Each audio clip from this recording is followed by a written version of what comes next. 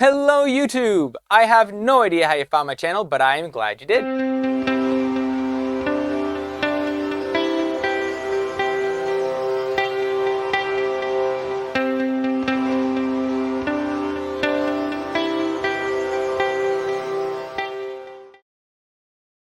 My name is Cameron Jacob Souza, and today I'm going to be answering a question that a friend of mine left on my top 5, not so top 5, tips for learning a song. I'm going to leave that song up in the icon over there so that you can go check that out and find her comment so you can see exactly what I'm talking about.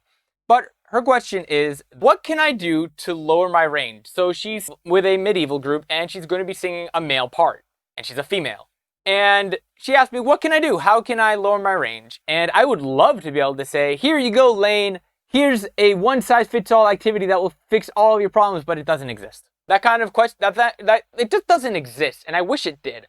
So what I'm going to try to do today in Top 5 Tuesday is I'm going to try and give you my top 5 vocal activities and what they do. So these are things that you can do at home with a keyboard or even with this recording with this video I'm going to be doing, that will help you with certain aspects of your voice. Certain things that I personally think are overlooked. So without any further ado, let's get into number 5. So for this first activity, I'm actually going to show you on the piano how it works. This activity, the idea is to bring your head voice or falsetto down to your chest. The voice is like an hourglass. It has a very wide base, which is your chest voice. It goes through a very narrow passage, which is called your passaggio, and it opens up again into your head voice or falsetto. So the idea with this activity is that you're going to bring your head voice down into your chest voice to be able to make that bridge a little bit wider. And this is going to help when you start working with mixed voice, which is what I'm going to be talking about in one of the later activities. So this activity starts on A3, and you're going to be singing on ooh, like this. Ooh, and you're going to descend, but all the time keeping in your head voice.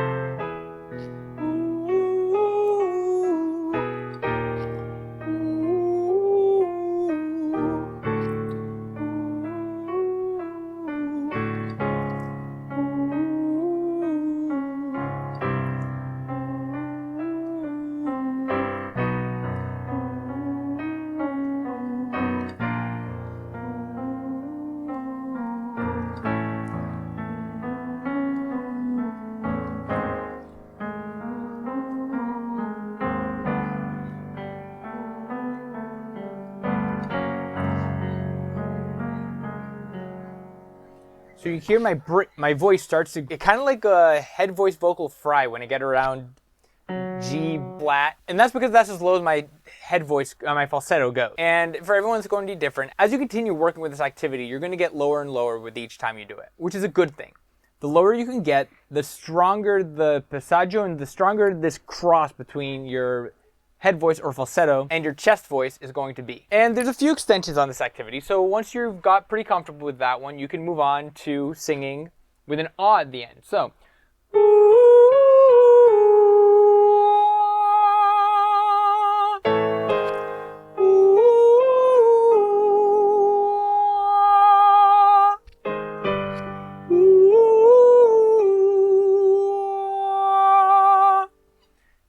and then once you're really comfortable with this activity, I'd say 2 months of doing it daily, you can add a crescendo to the end of that.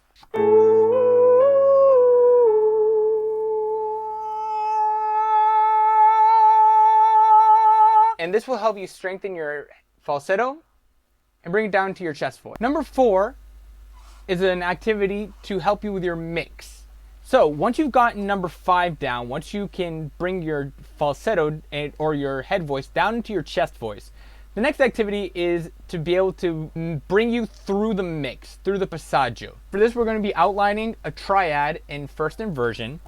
I'm going to start at E4, but you can start lower, you can start higher depending on your voice. For me, as a baritone, I like to start at E4. Major triad in first inversion. So the words are taxi, hey taxi. Like you're trying to call a cab in New York.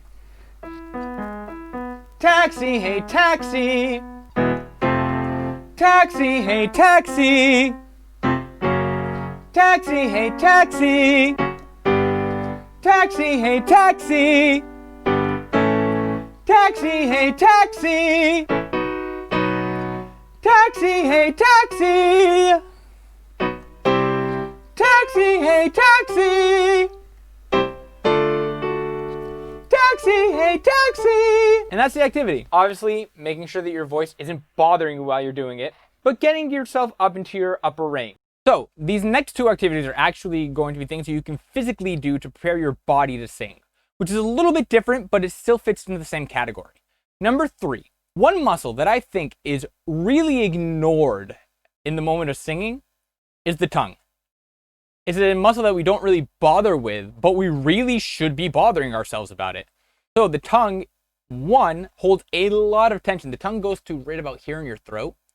And if you're not stretching your tongue before singing, you should be. Start by putting the tip of your tongue behind your teeth like this and pushing forward. You're going to feel the stretch right about here, and that will do wonders for your singing. It's something really simple, but it's going to do wonders for your pronunciation and also for the freedom of your voice. And speaking of relaxation, that brings us to number 2. So for this next activity, we're actually going to be getting into my bed. Don't take that pervertedly, please. For this activity, it's called constructed rest. It's based on Alexander technique. Ideally, I would be on a hard floor right now, but my room is really small and I don't have a hard floor to show you. So we're going to do this one on my bed. But if you're doing this at home, I highly recommend that you find yourself a hard floor and you lay down on the floor. No mattress, no yoga mat, directly onto the floor. So I'm laying down with my knees up. I'm going to relax my hands here right on my waist. I have a book underneath my head, not a pillow, a book. Why? This is to kind of level out my head. So figure out what is a comfortable position for your head.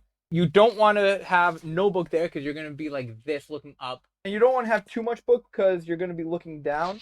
You want to have a level sight. Maybe even a little bit below your natural sight line. And you're just going to relax.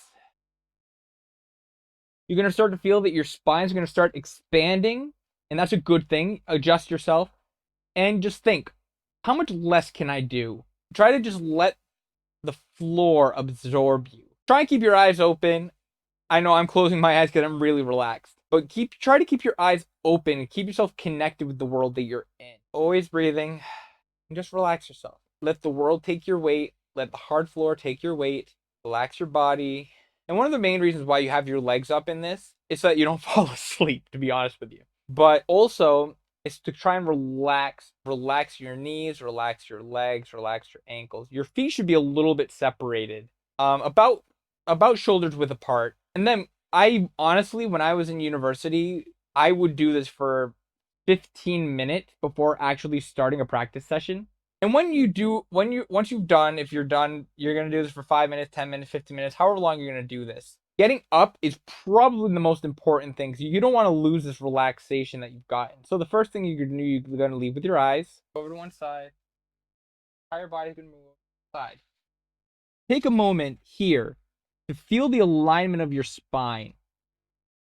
Then you're going to roll over again, always leading with your eyes.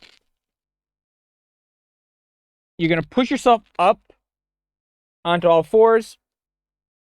And then slowly walk your way back up until you're standing.